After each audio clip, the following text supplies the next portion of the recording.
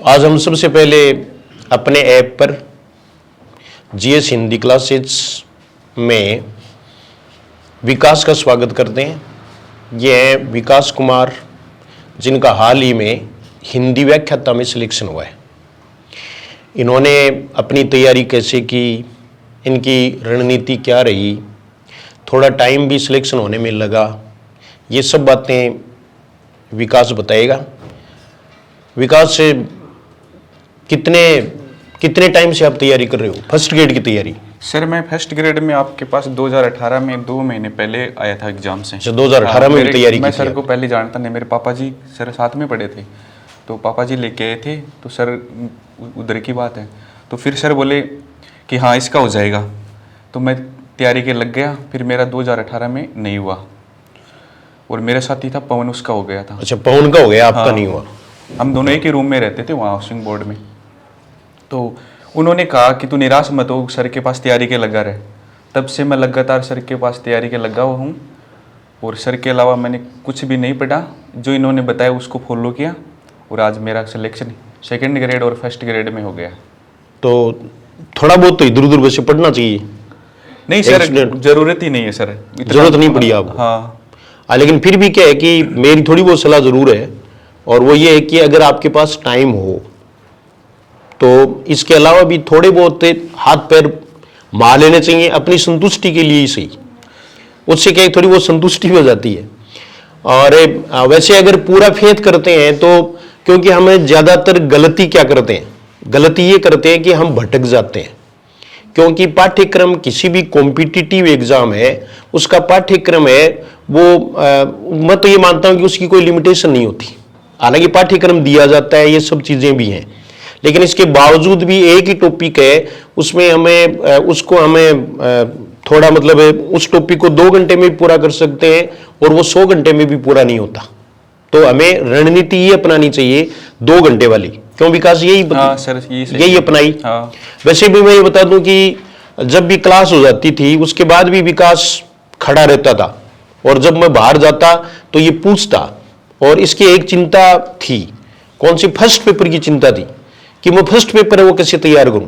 भाई हिंदी है वो तो तैयार हो गई या हो जाएगी, लेकिन फर्स्ट पेपर में मैं बताता कि भाई तुम्हें ये स्ट्रेटेजी अपनानी चाहिए। और ये बार बार कहता है कि मेरा थोड़ा कमजोरी है फर्स्ट पेपर, क्योंकि सबसे बड़ी समस्या रहती है कि इंग्लिश नहीं आती, मैथ्स नहीं आती, साइंस में दिक्कत है, मेंटल एबिलिटी में दिक्कत है, हिंदी के स्टूडेंट्स उनको दिक्कत रहती है।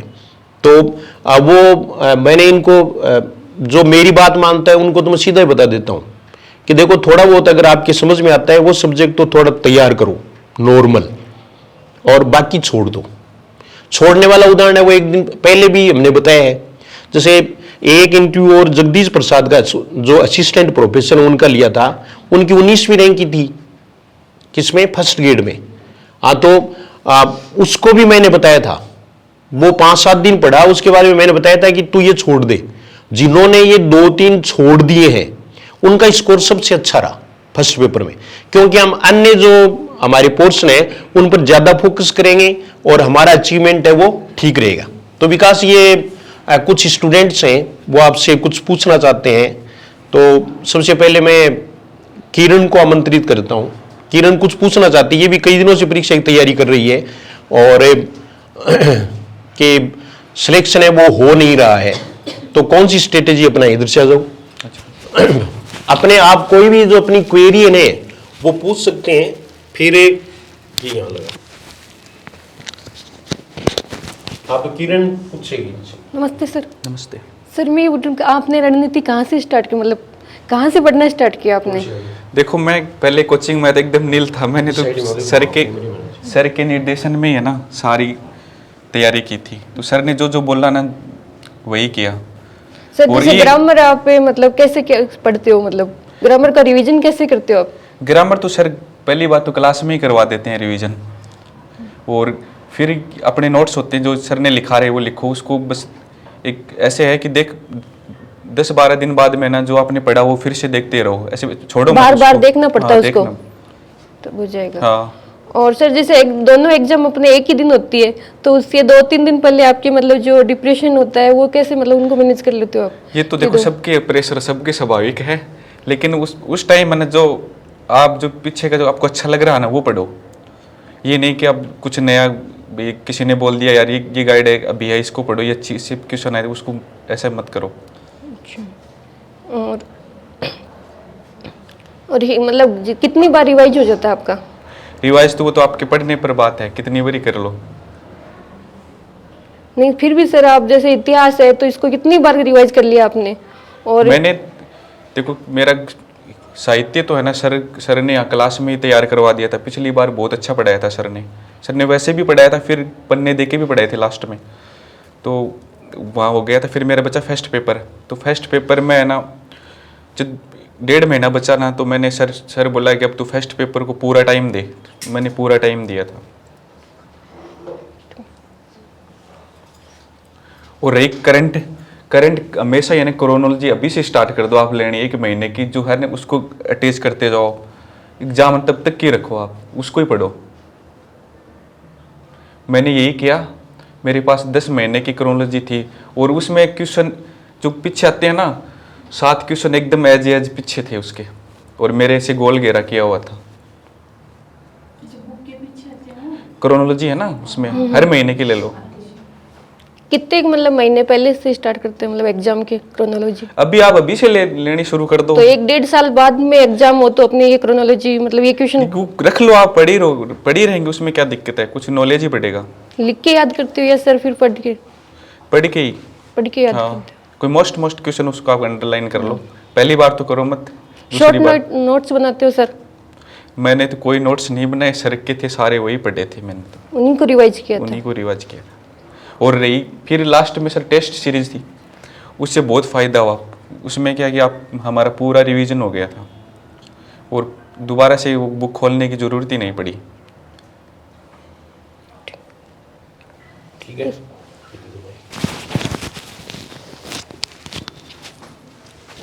तो ये स्ट्रेटेजी के बारे में देखो, रिवीजन तो कितनी बार करना है कैसे करना है ये खुद पर डिपेंड करता है। कुछ है ना उनको बहुत ज़्यादा रिवीजन करने की ज़रूरत नहीं होती, लेकिन कुछ हैं मेरे जैसे उनको बहुत ज़्यादा रिवीजन करने की ज़रूरत भी पड़ सकती है। तो वो अपना कहने का मतलब ये है कि आपको डोल देख लो पहले। कॉम्पिटिटर सौ अच्छे वही है जो आपको डोल देख के काम कर ले कि आपने यह चीज़ समझ में आ सके या चीज़ को नहीं समझ में आ सके। जिद नहीं और करनी। जो खुद कोई नहीं जानेगा ना उसको कंपटीशन में दिक्कत होगी। इसलिए सबसे पहले खुद है वो अपनी कैपेसिटी जाने। हमें तो कुछ है ना वो दूसरे बताते हैं। कई बार मैं आपको बताता हूँ ताज्जुब है, एक लड़की है वो मेरे से आकर के पूछती थी बाहर निकल करके, बोले सर मेरे समझ में आयो को नहीं आयो। ये देखो तो ये एक सबसे बड़ी प्रॉब्लम है। इसके बाद प्रश्न और भी पूछना चाहते हैं, चलो प्रीति आ जाओ,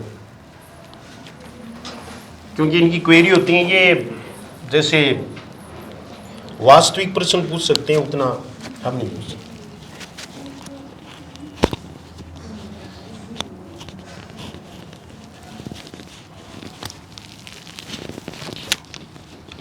ऐसे करो इसको ऐसे करके नमस्ते सर। नमस्ते सर मैं ये पूछ रही हूँ आपसे, आपने सर के नोट्स ही पढ़े या नोट्स के अलावा भी कुछ पढ़ा? मैंने तो सर के नोट्स ही पढ़े थे। अच्छा। हाँ सर बहुत कुछ करवाते और हैं। कितनी बार रिवीजन करा था आपने? मैं तो देखो पढ़ता ही रहता था। अच्छा। हाँ। और मतलब टाइम मतलब सुबह जल्दी उठ के या कितनी? नहीं मैं नाइट में पढ़ता था, रात को 3 बजे तक पढ़ता था। और सुबह ये जल्दी उठने वाला नहीं था, 8 बजे उठता था। अच्छा। हाँ। कितने घंटे पढ़ते थे आप? ये 10-12 घंटे हो जाते थे। अच्छा। हाँ। सर फर्स्ट पेपर में बहुत प्रॉब्लम है। फर्स्ट पेपर में ना इंग्लिश को छोड़ दे के एकदम से इंग्लिश मैथ बिल्कुल नहीं आती। हाँ, जो फर्स्ट पेपर में आपको नहीं आ रहा है उसको छोड़ दो आप, एकदम से छोड़ दे। हाँ मैंने भी ऐसा ही किया। अच्छा। साइंस मैथ और रीजनिंग और जो मेरे को नहीं आ रहा उन सबको छोड़ दिया मैंने। और फर्स्ट पेपर के लिए कौन सी बुक पढ़ी थी आपने? मैंने टेक्स्ट बुक पढ़ी थी 6ठी से लेके 12वीं तक। अच्छा। और एक वो डॉक्टर हुकमचंद जयंती की हिंदी ग्रंथ अकादमी की आती है। अच्छा। वो पढ़ी थी। और हिंदी साहित्य का इतिहास कितनी बार रिवीजन करा था सर आपने? देखो मैं पहले यहाँ कोचिंग में आया था तो पहले बैच चल रहा था, उसके साथ मैंने पढ़ लिया था। फिर सर सर ने साथ साथ टेस्ट लिया होगा आपका? रोज लेते थे सर। अच्छा, टेस्ट में कितने सही होते थे आपके? मैं तो पूरा ही आता मेरे तो। अच्छा, एक दो भी गलत नहीं होते थे? ना ना। अच्छा, चलो ठीक है सर जी।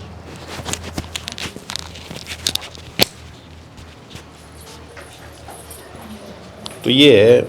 अब रीना कुमारी भी कुछ पूछना चाहती हैं। ये विशेष रूप से क्या है कि एक जैसे हिंदी वाला जो पेपर है उसके साथ में आपका एक साइकोलॉजी का भी बहुत बड़ा रोल है। हाँ, क्योंकि साइकोलॉजी के प्रश्न तो हालांकि वो कि 30 प्रश्न इस बार थोड़े कम आए थे, लेकिन फिर भी 30 तक रेंज तो है ही उनकी, और वो एक इम्पोर्टेंट रोल अदा करते हैं सब्जेक्ट के साथ में। 60 नंबर का हाँ, तो सही है वो। रीना है वो ये पूछना चाहती हैं कि साइकोलॉजी में इन्होंने तैयारी कैसे की। रीना तुम खुद ही पूछो।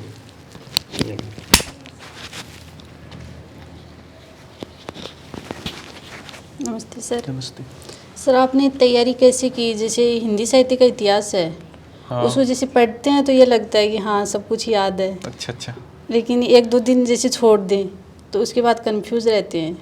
देखो छोड़ो मत, उसको लगातार उससे जुड़े रहो, है ना। सर जो जितना पढ़ाते हैं ना वो आप यहाँ क्लास में लिख लिया तो घर जाके पढ़ो। मेरी मानो तो आप रफ में क्या करो, यहाँ सजाने वाला काम नहीं, कलर कर दिया उसमें कंफ्यूज होगा। आप तो उस कॉपी को सजा रहे हो, पढ़ थोड़ी रहे हो। जैसे कुछ रचनाएं हैं वो कुछ ट्रिक तो सर ने बता दी, हाँ। कुछ हम लोगों ने भी जैसे तैयार कर ली, कुछ हैं वो कैसे देखो, तैयार करें? अपने रीतिकाल तक कोई दिक्कत, आधुनिक काल में दिक्कत आती है। आधुनिक काल में भी हाँ। जैसे शुरू में कोई दिक्कत नहीं है, लास्ट में हाँ, आती है। तो लास्ट लास्ट में में जो आती सर है। लिखाते हैं जो रचना वही मोस्ट है। जैसे और- मोस्ट लगवाते हैं उनमें से आ हाँ, जाएंगे। वही है। अच्छा। और एक जो जिनको ग्रंथ मिले हुए हैं ना, उन जो पट ज़्यादा नहीं है, 30-40 होते हैं, उनको पढ़ लो, लास्ट में होते हैं ना। हाँ। वो सही है। और काव्य शास्त्र? काव्य शास्त्र मैंने तो देखो मैंने तो आओ भी कोई सर जो जिसको सर ने लिख- लिखवाया उतना ही वही, याद हाँ किया। उतना ही पढ़े हो बहुत। अच्छा, और फर्स्ट पेपर में जैसे साई को आपने कहाँ से पढ़ी? साई को मैंने अशोक जी पारिक सर का ऐप लिया था, उससे पढ़ी थी। उनमें से आ गए हाँ थे सारे हाँ, क्वेश्चन? सारे के सारे। अच्छा, और कौन सा पोर्शन ज़्यादा पढ़ना चाहिए फर्स्ट पेपर में? फर्स्ट पेपर में हिस्ट्री वाला ये क्योंकि पढ़ने के लिए है। हाँ। और ये मैनेजमेंट है, मैनेजमेंट तो सर पे छोड़ दो आप। अच्छा। एक क्वेश्चन भी बाहर से नहीं आता, और जो आ रहा है ना वो गलत भी होगा, आपको भी नहीं आएगा। जैसे मैनेजमेंट, हिस्ट्री, हाँ, पॉलिटिकल साइंस, political, ये हाँ। पढ़ लेंगे तो हो जाएगा। हाँ आराम से। मैंने बस इनके अनुसार ही किया और था। बुक भी पढ़ी? कितनी बुक पढ़ी थी फर्स्ट पेपर के लिए आपने? मैंने तो ये टेक्स्ट बुक पढ़ी थी, बता तो रहा हूँ। जैसे किसी को पूछते हैं तो बोलते हैं 6वीं से लेके 12वीं तक हाँ। किताबें पढ़ो, ये गाइड पढ़ो, वो गाइड पढ़ो, तो गाइड कंफ्यूज रहते हैं ना। गाइड के चक्करों में तो पढ़ो ही मत।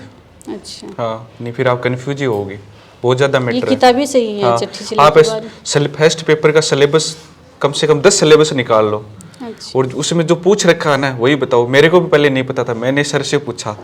जैसे मुगल काल में प्रशासनिक पूछा तो हम क्या करते, लड़ाई पढ़ते हैं उनकी, वो नहीं। पहले तो आप सिलेबस समझो उसमें पूछा क्या गया है। अच्छा, और जैसे पेपर में आप क्वेश्चन करते हो, हाँ तो हर बार ये होता है कि 2 क्वेश्चन तो हाँ ये होता है कि ये नहीं आएंगे, लेकिन 2 ऑप्शन होते हैं उनमें कंफ्यूज रहते हैं, तो वो कैसे किया आपने? वो तो देखो उस टाइम वो परीक्षा का माहौल ही एक हो है। वो एग्जाम में तुक्के भी नहीं लगते। मैं बता रहा हूँ ना, मेरे 42 क्वेश्चन मेरे को करेक्ट आ रहे थे, 2 का तुक्का मारे पे मेरा गलती हुआ, सही को नहीं हुआ। और पीछे के पेपर भी देखे थे कि आपने पहले?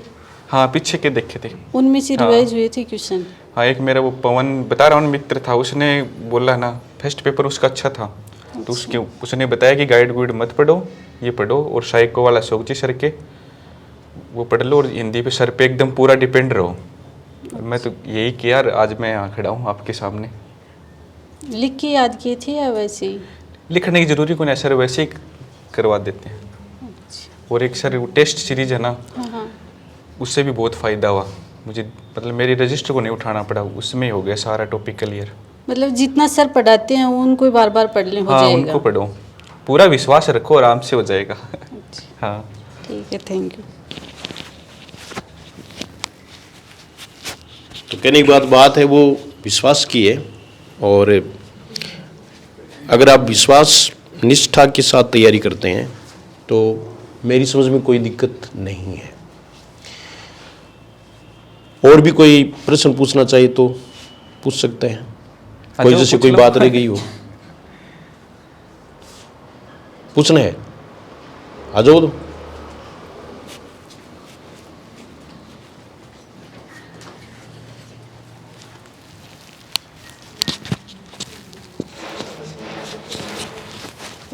सर मैं ये पूछूंगी, आप 2018 से तैयारी कर रहे हो इतने लंबे टाइम तक, तो बीच में आप हताश नहीं हुए क्या? कई बार में तो मतलब नहीं होता, नहीं, कैसे नहीं। हो जाते हैं कि मतलब नहीं हुआ हताश। अच्छा फिर- मैं बता रहा हूँ ना, वो पवन वो लग गया था ना वो मेरे को, और फिर मैं जब भी मैं निराश होता था ना, मेरे को लगता कि हाँ, तो मैं सर को कॉल मिला लेता था, अच्छा सर बात आपका करता। वो मोटिवेशन हाँ, करते थे। सर कहते तेरो नंबर आ जाओ तेरो नंबर आ जाओ अच्छा अच्छा चढ़ा। फिर मैं तैयारी के लगातार लगी हो रही हूँ। अच्छा सर का मोटिवेशन काम हाँ, आया सर। एक बार चल मैं रुको, एक बार मैं दिल्ली चला गया था, मदरडरी का बुथ हमारा उस पे, तो मैंने सर को कॉल, सर दिल्ली हो, सर बोले नहीं वापस आ जा और तू तैयारी कर अच्छे से आके। तो फिर उस दिन से तो मैं कंटिन्यू ही लग गया था, अंडरग्राउंड ही हो गया था। अच्छा हाँ। तो आपकी तैयारी में सर का मतलब मोटिवेशन सबसे ज़्यादा हेल्पफुल सर का ही पूरा सर का ही योगदान है। और आपने किन परिस्थितियों में घर वालों का क्या सपोर्ट रहा, कैसे तैयारी की वो भी बताइए सर। घर वालों का, मेरे मम्मी पापा सबका सपोर्ट। एक मेरे अंकल हैं जगदीश प्रसाद, और एक मेरे भाई साहब हैं जो विजेंद्र कुमार आर्मी में हैं, उनका फुल सपोर्ट रहा मेरे को। और सर का भी बहुत रहा मेरे को। मैं क्या बताऊँ, मेरे को गुरुजी फीस भी कौन ली, वो लाग जाना जाना दे जाए।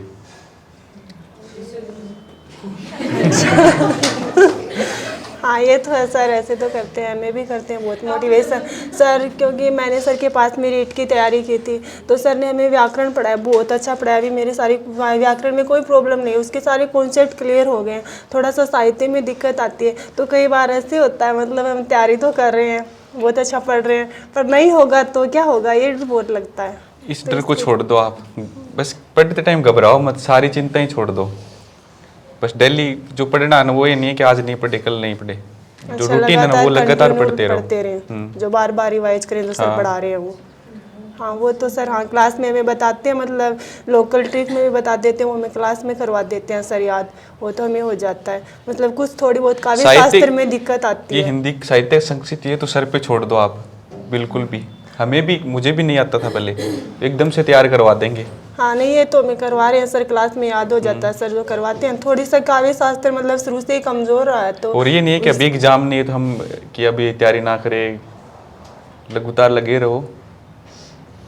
अच्छा ठीक है सर, थैंक यू।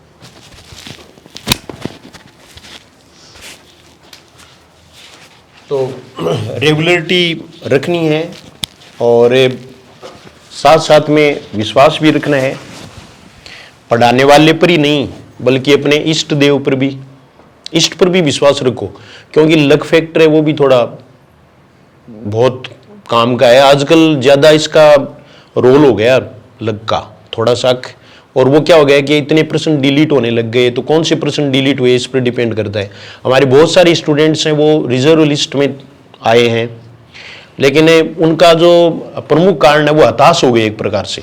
लेकिन हताश होने की ज़रूरत नहीं। पहली बात तो ये 50% चांस तो है ही भी, कुछ तो उसमें से जो है वो सिलेक्ट होंगे ही, लेकिन फिर भी हमें सुनिश्चितता नहीं मान सकते। तो कहने का मतलब उनको भी तैयारी में अभी लग जाना चाहिए। अगर वो ये वीडियो सुन रहे हैं हो रहे हैं तो अभी से तैयारी में लगे रहें, सिलेक्शन हो जाएगा तो ठीक है। और पढ़ाई से कभी घाटा नहीं होता, दो चीज़ों से घाटा होता ही नहीं, एक तो पढ़ाई से घाटा नहीं होता, एक भजन करने से, यानी कहने का मतलब राम का नाम लेने से, और इनसे कोई भी घाटा नहीं होता, ये कमाई है, ये मान लो आप। तो कभी कई है वो ये सोच रहे हैं कि मेरा सिलेक्शन हो जाएगा तो ये तैयारी मेरे क्या काम आएगी, तो ये तैयारी काम आएगी, आप किसी दूसरे को बताएंगे, अपना नॉलेज ही बढ़ेगा। और है पढ़ाई कभी मत छोड़ो।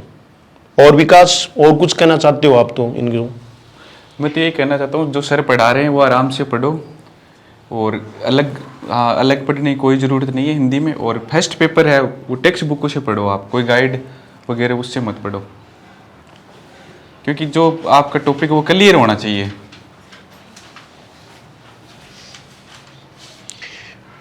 चलो ठीक है, विकास ने आज टाइम दिया, हमारे स्टूडेंट्स ने उनको बताया, जिसके लिए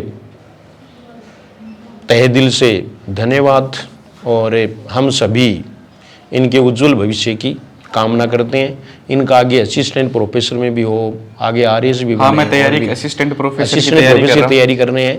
तो मैं ये चाहता हूँ कि एक बार फिर इंटरव्यू असिस्टेंट प्रोफेसर के रूप में हो। बस इन्हीं शब्दों के साथ जरूर सर का आशीर्वाद रहा तो जरूर आऊँगा यहाँ पे फिर से। धन्यवाद, थैंक यू वेरी मच।